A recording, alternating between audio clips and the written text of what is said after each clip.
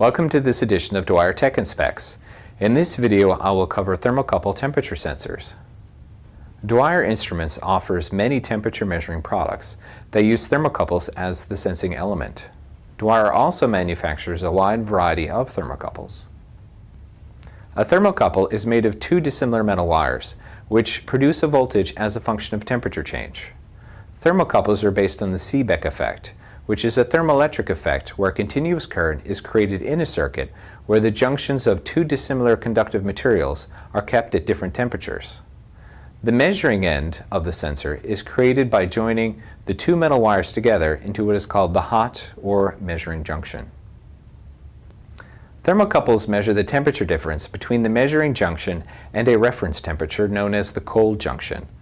Typically, a cold junction compensation is performed using an RTD, thermistor, or diode to measure the temperature at the input connection to the measuring instrument. A small voltage, known as the Seebeck voltage, is created when the hot junction is exposed to the process temperature from the temperature difference at the two junctions. Thermocouples use standard sensors that are made of junctions of specific metal alloys, which have a predictable and repeatable relationship between the temperature and voltage. Different metal combinations are used for different temperature ranges.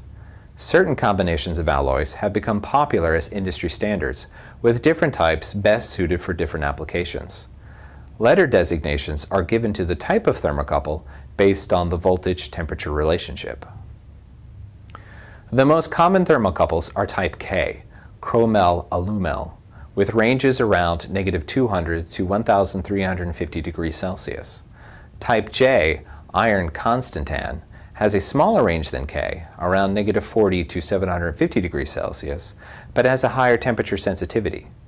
Selection of the thermocouple to use depends on the application needs for temperature range, sensitivity, chemical compatibility, and magnetism. Color code standards have been established by national ANSI and international IEC standards for easy identification. One wire in the pair is always negative and the other positive. Often thermocouples are sheathed in a thin-walled stainless steel tube and packed with magnesium oxide to protect the measuring junction and for easier insertion into thermowells. Thermocouples designed with their measuring junction in contact with the sheath are termed grounded junction. Exposed type thermocouples have the measuring junction exposed to the process. Both offer the advantage of fast response time. In ungrounded junction thermocouples, the junction does not make contact with the sheath, offering the advantage of electrical isolation.